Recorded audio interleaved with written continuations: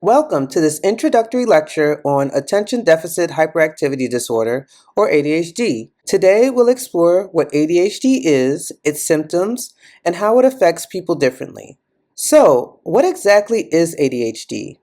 ADHD stands for Attention Deficit Hyperactivity Disorder. It's a neurodevelopmental disorder, meaning it affects brain development and function. ADHD is characterized by a pattern of inattention, impulsivity, and sometimes hyperactivity. It can make it difficult to stay focused, follow through on tasks, or control impulses. ADHD is commonly diagnosed in children, but it also affects adults. And it's not just a lack of focus. It's a much more complex condition. There are three types of ADHD. The first is inattentive type, where individuals primarily struggle with focus, forgetfulness, and task completion.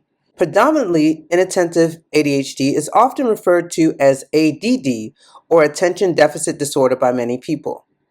The second is the hyperactive impulsive type, characterized by restlessness, constant fidgeting, acting without thinking, interrupting others, and difficulty staying still. Finally, there's the combined type, which includes symptoms of both inattention and hyperactivity impulsivity. Understanding these types help tailor treatment and manage strategies to each individual's needs.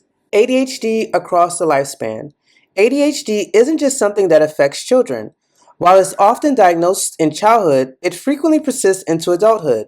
In children, you might see difficulties in school, trouble with peers, or challenges sitting still. In adults, the symptoms may look different. Adults with ADHD might struggle with managing time, staying focused, and maintaining relationships. However, no matter the age, the underlying issues with attention and self-control remain similar.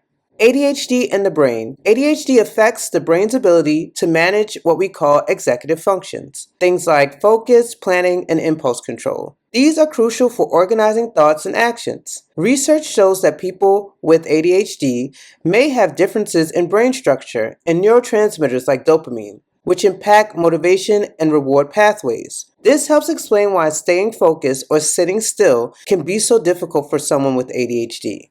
Causes and risk factors. Now, what causes ADHD? ADHD has several contributing factors. Genetics play a significant role, with studies estimating that ADHD is 74 to 80% heritable, meaning it often runs in families. If a parent has ADHD, their child has a 50 to 60% chance of developing it as well. Twin studies have shown that if one identical twin has ADHD, there is a 75 to 91% chance that the other twin will also have it. There are also environmental factors such as premature birth, low birth weight, or exposure to toxins like lead or alcohol during pregnancy, which can increase the risk of developing ADHD. Finally, differences in brain development affect how someone processes information, particularly in areas responsible for executive function, impulse control, and attention. These neurological differences contribute to the classic ADHD symptoms we've discussed. ADHD diagnosis. How is ADHD diagnosed? Diagnosing ADHD isn't as simple as a quick test.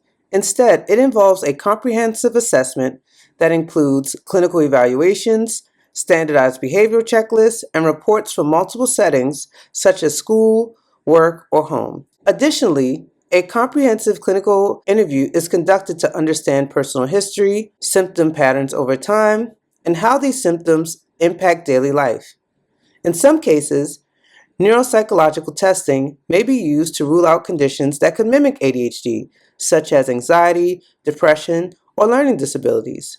To be diagnosed, symptoms must be persistent, significantly impacting daily functioning, and be present in multiple settings, for example, work, home, or school. That means someone who struggles at work but has no issues at home may not meet full diagnostic criteria. Regardless of the results of any self-assessment or checklist, the final diagnosis must come from a licensed mental health clinician or medical professional trained in ADHD evaluation. Only a credentialed professional can determine whether an individual meets the official diagnostic criteria. ADHD treatment options. Treatment for ADHD can include behavioral therapies such as cognitive behavioral therapy, which helps individuals manage negative thought patterns and impulsive behaviors. In addition, medications, both stimulants and non-stimulants, are often prescribed to help regulate brain function. However, lifestyle changes such as improved sleep, exercise, and diet can also play a significant role in managing symptoms. To wrap up, ADHD is a neurodevelopmental disorder that affects attention, hyperactivity, and impulsivity.